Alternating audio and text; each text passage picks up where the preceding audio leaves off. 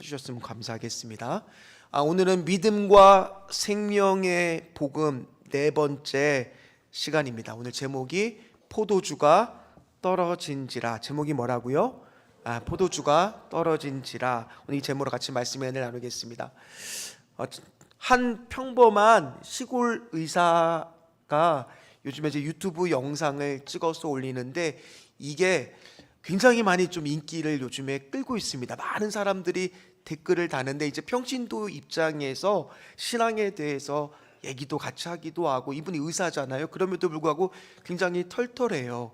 점심에 뭐 비싼 걸 먹는 게 아니라 간단한 빵과 뭐 삼각김밥 이런 거를 먹기도 하고, 일상을 이렇게 나누는 것이 굉장히 많은 사람들에게 감동을 주고, 또 교회를 다니지 않던 사람도 이 영상을 보고 교회를 다녀야 되겠다라는 생각을 요즘에 많이 하고 있다라고 합니다. 근데 이분이 이제 지난번에 어떤 영상을 올렸냐면, 주일에 이제 예배 드리러 오는 모습, 그게 이제 요즘 용어로 브이로그라고 하거든요. 그러니까 주일날 예배에 자기가 드리는 모습을 이렇게 찍어서 올렸습니다. 아마 여기 계신 우리 성도님들하고 비슷하실 거예요. 그러니까 아침에 9시까지 이제 교회에 오기 위해서 간단하게 이제 아침에 8시 정도에 일어나서 준비를 했겠죠. 정장을 갖춰 입고, 그 다음에 아침에 뭐 토스트하고 계란 후라이를 이렇게 간단히 먹고 한 20분 정도 운전을 해서 집에서 나와서 읍내에 있는 교회에 도착을 합니다. 그럼 이제 교회에 도착하면 이분이 최근에 2달 전부터 어떤 봉사를 맡았냐면은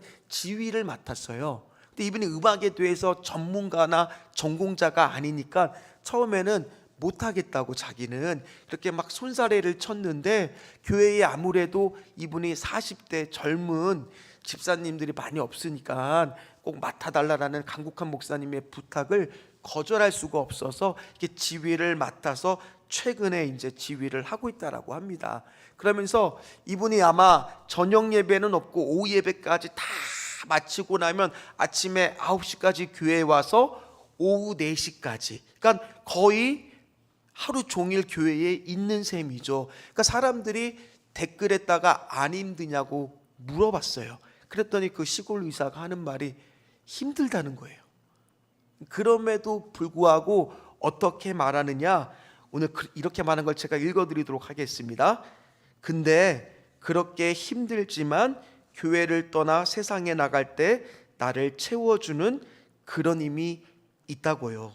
찬양도 하고 교회에서 한번 해보자는 마음으로 지휘를 했는데 이게 신기해요. 내가 생각하지 못했던 그런 행복감이 있어요.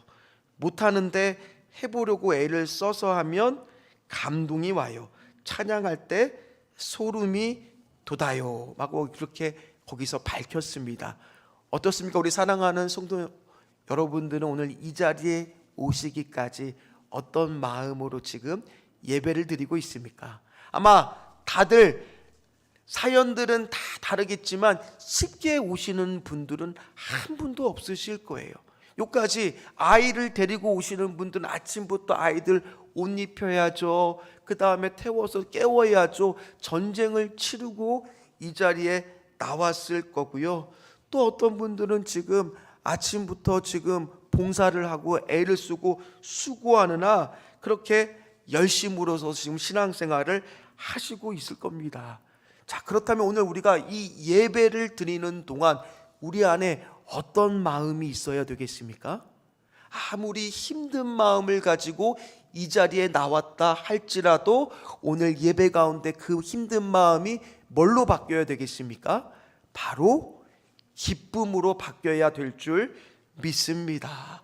만약 진짜 우리 예배를 통해서 기쁨과 힘을 얻을 수가 있다라면 오늘 우리가 드리는 말씀 가운데 정말 위로를 얻고 격려를 얻고, 그것뿐만 아니라 신앙과 믿음으로 결단케 나가기까지 그런 마음들이 우리 안에 생긴다 그러면 이 예배가 얼마나 사모가 되겠습니까? 특별히 한 주간 저는 그래서 오늘 말씀의 주제를 기쁨이라고 생각을 하고 계속 한 주간 기쁨을 묵상을 했습니다. 저한테 먼저 질문을 했어요. 김건준 목사야, 너는 오늘 예배 드리는데 이 예배 가운데 과연 기쁘니? 가만히 말씀을 묵상을 하는데 거기에 선뜻 네라는 대답보다 솔직한 마음은 하나님, 솔직히 말하면 매 순간 기쁜 것은 아니지만 정말 오늘 예배를 통해서 저도 기쁨이 회복되기를 소망합니다. 솔직하게 이런 마음이 들더라는 겁니다. 실제로 오늘 예배 가운데 우리는 기쁨이 되시는 하나님을 경험해야 됩니다. 왜 그러냐면 존 파이퍼 목사님이 쓴 하나님의 기쁨이라는 책을 보면 하나님은 어떤 분이라는 거예요? 기쁨이 넘치시는 분이다라고 밝히고 있어요. 그렇다는 얘기는 오늘 우리 안에서 기쁨이 넘치는 하나님을 만나야 되는데, 우리도 그렇잖아요. 사람을 만났는데 그 사람 옆을 만났는데 만나면 짜증나요. 맨날 그냥 짜증하고 불평하고 원망하고, 그 사람만 만나고 나면 기분이 좋다가도 나빠져요. 그러면 그 사람을 다시 만나고 싶겠습니까? 별로 그러고 싶지 않잖아요. 근데 어떤 사람을 만나면 나도 모르게 너무 힘이 나요. 행복해져요. 그 사람을 만나면 에너지가 생기는 것 같고 즐거워요. 그러면 우리 그 사람을 만나러 갈 때 기분이 어떨까요? 좋은 마음으로 나올 거 아닙니까? 그래서 오늘 예배를 드리고 갔을 때 우리 성도들이 정말 내가 기쁨이 넘치는 남편, 기쁨이 넘치는 아내, 기쁨이 넘치는 부모, 자녀들이 된다면 집에 돌아가서 오늘 예배를 안 드린 가족분들을 만났을 때 내가 기쁨이 넘치면 그 기쁨으로 막 얘기를 하고 나눠주면 그 사람도 덩달아 뭐가 되는 거예요? 위로를 얻고 기쁨이 넘치게 되는 거죠. 오늘 마찬가지입니다. 목사인 제가 기쁨이 넘쳐야죠. 저부터 그냥 아멘이 안 나와요 이러면서 막 인상을 막 쓰면서 설교를 하고 있다고 생각을 해보세요. 설교를 듣는 여러분들도 얼마나 짜증이 나겠어요. 저부터 기쁨이 넘치고, 우리 장로님들도 기쁨이 넘치고, 우리 권사님들도 기쁨이 넘치고, 언제까지 아멘을 안 할까? 우리 집사님들도 기쁨이 넘치고, 이런 가운데 온다면 교회 올 때 교회 오시고 싶으시겠어요? 아니면 교회 안 오시고 싶으시겠어요? 여기 오면은 이렇게 기쁨이 넘치는 사람들을 만날 수 있는데, 여기서 내가 힘을 얻고 하나님을 만나고 그렇게 드리는 예배가 기대되지 않겠습니까? 따라서 오늘 우리는 이 예배 가운데 기쁨이 넘치는 예배가 되기를 간절히 소망합니다. 왜냐하면 오늘 본문이요, 한번 생각해 보세요. 인생 가운데 가장 기쁨이 넘치는 순간이 언제겠어요? 결혼식이잖아요. 너무 오래되셨죠? 결혼식이잖아요. 결혼식이 가장 기대가 되고 기쁩니다. 요즘도 이 2시간 동안에 결혼식을 이제 요즘은 워낙 예식장에서 순서가 있다 보니까 2시간이면 다 끝내야 되지만 그 2시간 내내는 우는 사람이 있어요? 다 기쁩니다. 웃습니다. 그러나 물론 기뻐서 우는 사람도 있지만 대부분 다 행복하고 절로 미소가 띄어집니다. 이 당시도 똑같을 거 아니겠습니까? 이 당시는 지금처럼 2시간이 아니에요. 짧게는 일주일, 좀 넉넉한 집안은 2주일이나 결혼 잔치를 열고 결혼식을 엽니다. 근데 한번 생각해 보십시오. 오늘 첫 시작이 셋째 날이라고 시작이 되고 있을 겁니다. 오늘 본문을 보면. 그러면 처음에 잔치를 열었을 때는 가까운 동네 사람들 그리고 가까운 친척들이 와서 같이 음식을 나누고 즐겁게 먹었지만은 3, 4일이 지나고 나면서부터는 이제 어떤 손님들이 오시겠어요? 멀리서부터 소식을 듣고 찾아오는 손님들이 찾아올 거 아닙니까? 그럼 그 사람들한테 정말 중요한 문제 중에 하나가 바로 뭐냐? 우리도 결혼식 가면 항상 따지는 거 있잖아요. 음식이 중요하잖아요. 그 중에서도 이 당시에는 뭐가 중요하느냐? 이 포도주라고 하는 음식이 굉장히 중요했다라고 합니다. 이 포도주가 기쁨을 뜻하는 것이 이스라엘 사람들한테는 하나의 이미지였다는 거예요. 포도주 하면 뭐다? 기쁨이다. 특별히 이 부분에 대해서 지금 변하지 않으면 내일은 없다라는 책을 쓴 이찬수 목사님이 이 부분을 잘 묘사를 했습니다. 이스라엘에는 건기와 우기가 나눠져 있는데 이 건기 때는 당연히 뭐가 귀하겠습니까? 물이 귀하잖아요. 그러니까 물이 늘 귀하기 때문에 물을 실컷 마셔서 좀 갈증을 해결하면 좋겠는데, 그때 딱 건기 때 날씨는 덥죠. 뜨거운 바람은 불어오죠. 딱 그때 수확이 되는 것이 바로 뭐냐? 이스라엘의 포도라는 거예요. 그러니까 물이 귀할 때 뭐를 마시면, 포도주를 음료수처럼 마시면 거기에 대한 갈증만 해소될 것이 아니라, 그래서 그것이 기쁨이라는 겁니다. 특별히 그 책에서는 어떻게 표현을 하느냐? 긴 갈증의 끝에 해갈의 기쁨을 준다. 뭐라고요? 긴 갈증의 끝에 해갈의 기쁨을 준다. 그래서 유독 성경은요, 포도주와 기쁨을 같은 말씀 안에 기록을 하고 있습니다. 한번 말씀을 살펴보면 시편 104편 15절에 보면은 어떻게 말씀하냐? 사람의 마음을 기쁘게 하는 포도주와, 또 전도서 9장 7절의 말씀에 보면 너는 가서 기쁨으로 내 음식물을 먹고 즐거운 마음으로 내 포도주를 마실지어다. 전도서 10장 19절 말씀에 보면 잔치는 희락을 위하여 베푸는 것이요 포도주는 생명을 기쁘게 하는 것이니. 그러니까 포도주 이꼴 뭐라는 겁니까? 포도주가 곧 그 당시 이스라엘 문화에서는 기쁨이었다라는 거예요. 그런데 지금 문제가 하나 생겼어요. 오늘 3절 말씀입니다. 같이 읽도록 하겠습니다. 포도주가 떨어진지라 예수의 어머니가 예수에게 이르되 저들에게 포도주가 없다 하니. 한참 잔치가 무르익고 있는데 흥이 나야 되는 그 순간에 문제가 생긴 거죠. 뭐가 떨어졌어요?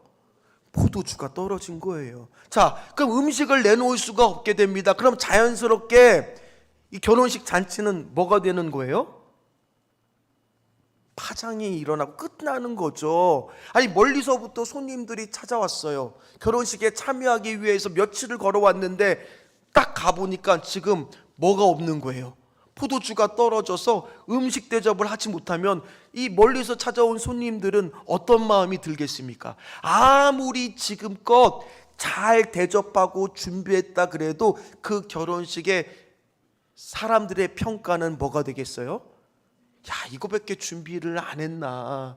이거밖에 안 했나 하면서 온갖 원망과 불평의 소리를 들을 수밖에 없는 그런 상황이라는 겁니다.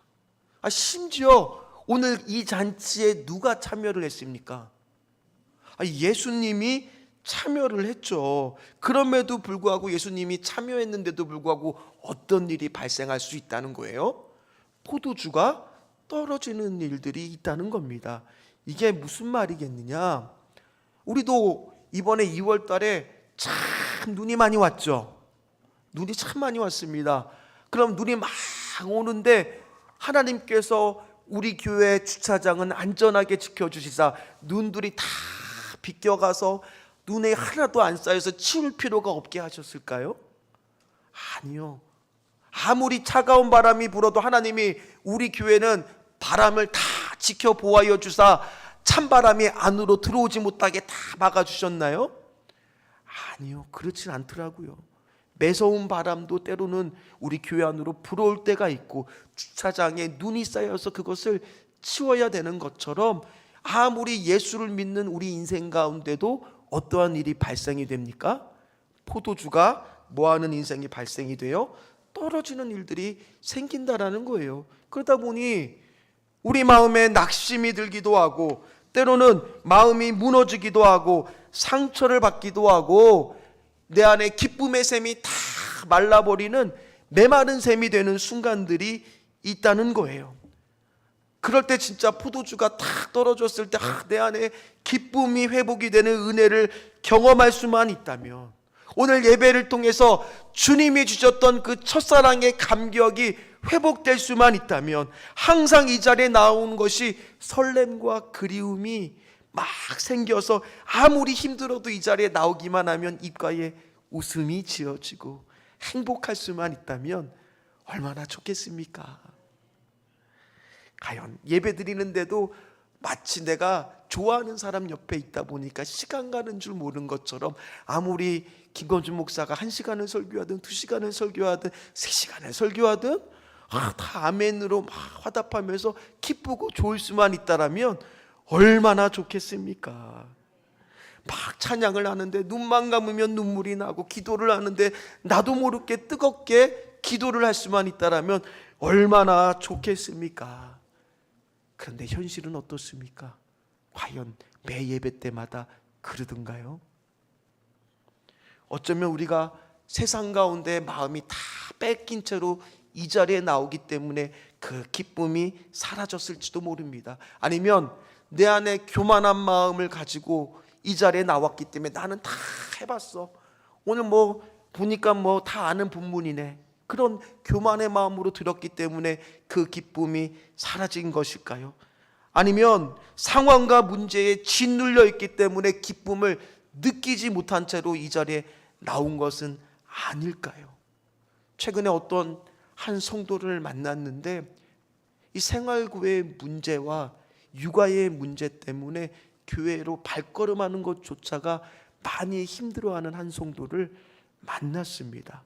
일단 그 성도 안에는 이미 이 자리에 나오는 것까지가 큰 용기와 결단이 필요하다라는 거예요.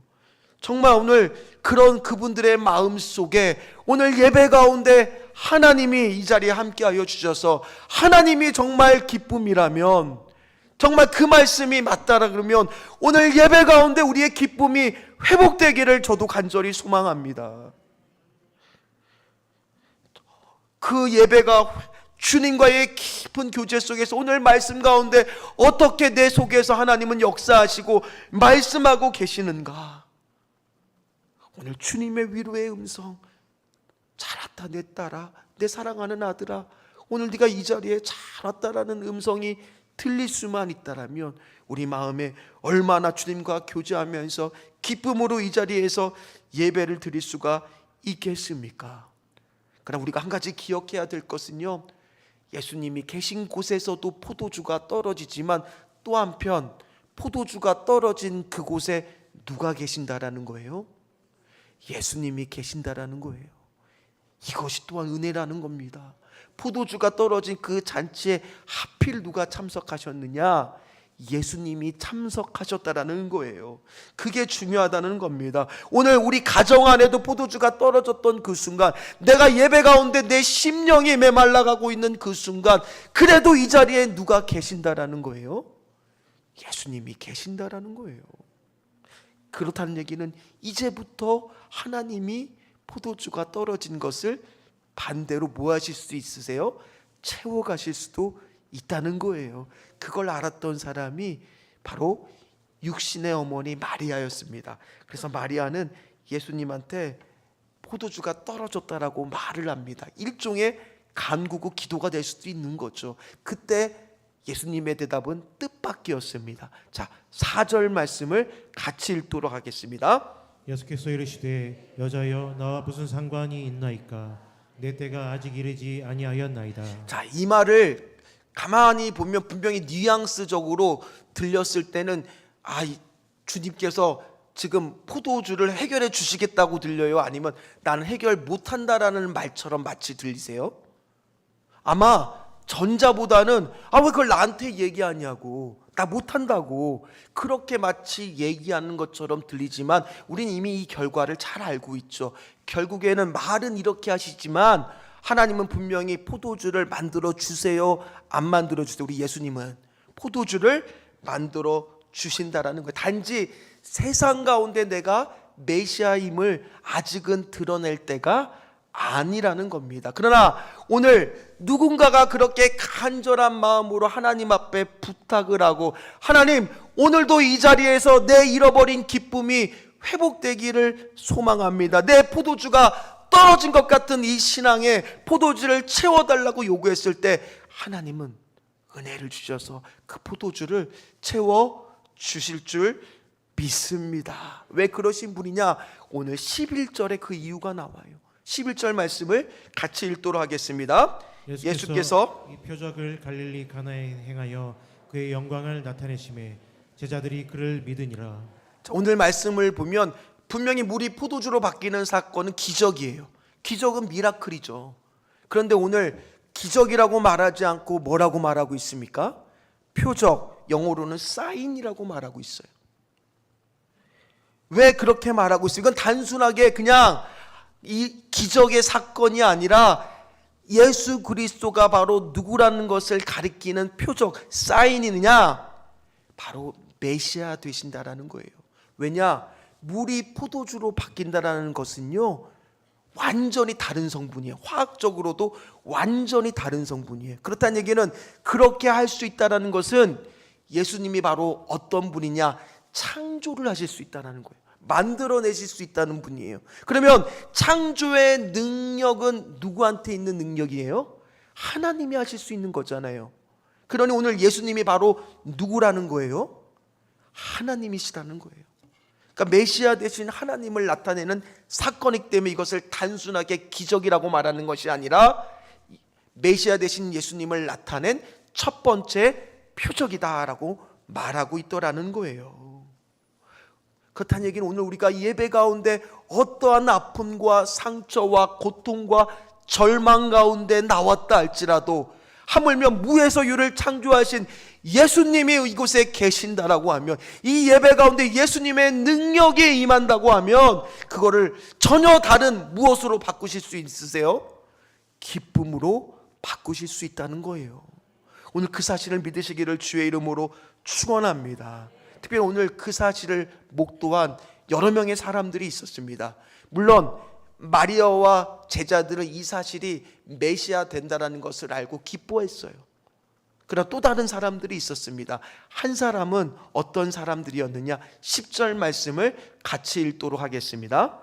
말하되 사람마다 먼저 좋은 포도주를 내고 취한 후에 낮은 것을 내거늘 그대는 지금까지 좋은 포도주를 두었도다 하니라. 그러니까 어떤 사람들이에요? 손님들이죠. 이 사람들은 어떤 사람들입니까? 포도주를 먹어본 사람이죠. 그러나 그들은 그 포도주가 어디서 나왔는지를 알아요? 알지 못해요? 못합니다. 누가 만들었는지를 몰라요. 그러니까 포도주를 맛보는 기쁨은 느끼지만 그 기쁨이 어디서부터 오는 기쁨의 근원은 몰라요. 근데 또 한 사람의 무리들이 있습니다. 9절 말씀입니다. 9절 말씀 같이 읽도록 하겠습니다. 연회장은 물로 된 포도주를 맛보고도 어디서 났는지 알지 못하되 물떠온 하인들은 알더라. 그 사람들은 모르지만 누구는 알아요? 물떠온 하인들은 알더라. 뭐라고요? 물떠온 하인들은 알더라. 오늘 이 말씀을 준비하면서 계속 속으로 몇 번을 되뇌겼어요. 물떠온 하인들은 알더라. 오늘 하나님 이 자리에 나온 사람들 중에서 어떤 분들은 연회장에서 지금 포도주를 맛보는 것처럼 이 자리에 나왔을 때 기쁨의 근원 되시는 예수님을 만나지는 못하고 그저 이 자리에 와서 포도주를 주시기만 하는 예수님만 바라고, 하나님 내 문제만 빨리 해결해 주세요. 하나님 내 문제가 지금 있으니까 좀 예수 믿고 내가 사업이 좀 잘 되게 해주시고 내 자녀가 좀 결혼해 주시고, 이런 문제만 연연해서 그것만 마시기만 원하는 그런 사람들이 있는가 한편, 또 한 사람은 기쁨이 근원이 누구인지 아는 사람. 그래서 이 예배 가운데 그런 문제도 있지만 일단은 하나님 오늘 예배 가운데 기쁨의 근원이 되시는 예수님을 알게 하여 주시고 만나게 하여 주시옵소서. 그런 분들이 있다는 거예요. 이게 무슨 차이느냐? 앞에는요, 잔치가 끝나고 나면 포도주를 안 먹으면 이제 그 포도주가 주는 기쁨은 끝이 나요. 일시적인 기쁨이에요. 한정된 기쁨이에요. 그러니 내 신앙 가운데 문제가 해결이 안 돼요. 포도주가 떨어졌어요. 아들이 장가를 못 가고 있어요. 취업의 문이 막혔어요. 아파요. 병이 낫지를 않아요. 경제적인 어려움이 와요. 그런데 포도주가 떨어진 이 상황 속에서 이것만 바라던 사람들은 해결이 안 되면 삶 속에서 뭐가 없는 거예요? 늘 기쁨이 없는 거예요. 그러나 기쁨의 근원이 되시는 누구를 만나는 사람은, 예배 중에 예수님을 만나는 사람, 오늘 생각해 보세요. 그 맛있는 포도주를 정작 누구는 못 마시고 있어요? 하인들은 나르기만 했지 앉아서 지금 잔치를 즐길 수가 없잖아요. 그럼에도 불구하고 그들은 뭐를 알더라? 물떠온 하인들은 알더라. 기쁨의 근원을 경험하고 아는 사람. 오늘 우리 귀한 성도님들이 다 이 자리에 앉아 있는데 그런 분들 되시기를 주의 이름으로 축원합니다. 근데 하인도요 그냥 그게 얻어진 게 아니에요. 오늘 말씀을 보니까요 물을 주님께서 뭐 하라고요? 채우라고 그러셨어요. 그러면 지금같이 그냥 수도꼭지에다가 탁 틀어서 호수에다가 물 탁 들어갖고 그냥 쉬면서 핸드폰 보면서 다 채웠네 이게 아니잖아요. 그 물이 6통이 있는데 그걸 다 채우기에 100리터가 넘는 양이라고 해요. 그럼 물을 다 통에 지고 와갖고 날라다가 거기다가 부어야 되는데 오늘 그들이 어떻게 부었느냐? 물 어기까지 부었어요. 그 얘기는 물이 끝 꼭대기까지 다 차도로 꽉꽉 채워서 넣었다는 거예요. 그들도 어떤 수고가 있었습니까? 오늘 피곤하지만 이 자리에 나와서 예배드리는, 오늘 시골 의사가 정말 어려워도 그것을 감당했을 때 찬양하면서 주시는 벅찬 하나님의 감동을 느꼈던 것처럼 어쨌든 간에 이 자리에 나와서 순종의 마음으로 우리가 예배를 드릴 때 바로 하나님은 뭐를 주신다는 거예요? 기쁨을 주신다는 거예요. 그랬을 때 다 그 기쁨을 가지고 돌아가셔서 자녀들한테 그 기쁨에 대해서 오늘 예배 중에 느꼈던 감동에 대해서 우리가 이야기하고 나눌 수만 있다면 이 자녀들에게도 뭐가 전이가 되겠어요? 기쁨이 전해지게 된다는 거예요. 오늘 생각해 보세요. 오늘 이 자리에 나와 있지 않은 사람들은 지금 뭐 하고 있을까요? 어떤 사람은 잠자고 있겠죠. 또 어떤 사람은 백화점 가서 쇼핑하고 있겠죠. 어떤 사람은 여행을 갈 수도 있고 맛있는 것을 먹을 수도 있고 뭐 골프를 치러 갈 수도 있고 낚시를 갈 수도 있겠죠. 그러나 그것도 한 번, 두 번이지 매주 한다고 생각해 보세요. 늘 좋을까요? 그것은 바로 뭐예요? 세상이 주는 포도주예요. 그러나 오늘 기쁨의 근원이 되시는 주님이 주시는 포도주를 오늘 이 자리에서 우리가 기쁨으로 맛본다라면 오늘 이 자리에 나오는 것이 아무리 몸이 힘들고 어려워도 기대감이 생기게 될 줄 믿습니다. 기다려질 줄 믿습니다. 예배가 사모가 될 줄 믿습니다. 그 기쁨의 근원만 아는 사람만이 계속되는 깊은 기쁨의 세계로, 주님과 교제하는 예배의 세계로 나오시기를 주의 이름으로 축원합니다. 축원합니다. 축원합니다. 저는 이 자리가 그래서 내가 준비한 포도주를 다 없애고 나서 주님이 준비한 기쁨의 포도주를 마시는 자리가 되기를 간절히 소망합니다. 그러기 위해서는요, 집에들 다들 가면 아마 그 액자로 된 가족 사진들이 다 있으실 거예요. 보통 그게 벽면에 크게 걸려 있거나 아니면 침대 맡에 뭐 손주들 사진이나 자녀들 사진들 다 있으시죠? 네. 아유, 다들 사진들이 별로 그냥 없나 봐요. 없으세요? 있으시죠? 그러면 거기 사진을 보고 있으면 사진 속에 있는 사람들은 다 뭐 하고 있어요? 웃고 있죠. 다 어떻게 보여요? 행복해 보여요. 그러나 어떻습니까? 사진 속에 있는 나는 행복해 보이지만 사진 밖에 있는 우리의 모습은 어떻습니까? 부부가 같이 찍었다라면 현실 속의 부부는요 힘들어요. 부부 관계 때문에도 힘들 때가 얼마나 많습니까? 우리 젊은 사람들은 이 경제적인 어려움, 특별히 육아의 문제로 얼마나 많이 어렵습니까? 우리 청년들은 진로가 고민이고 결혼이 고민이고 취업이 고민이죠. 우리 학생들은 공부하는데 걔들도 한숨을 쉬어요. 인생 참 어렵다. 삶이 막막하죠. 예수를 믿어도요 우리 안에 이렇게 포도주가 떨어지는 일들이 생겨요. 인간관계 때문에 상처도 받고 물질적으로도 어려움에 빠지고 병을 만나기도 하고 마음이 낙심될 때도 온다는 겁니다.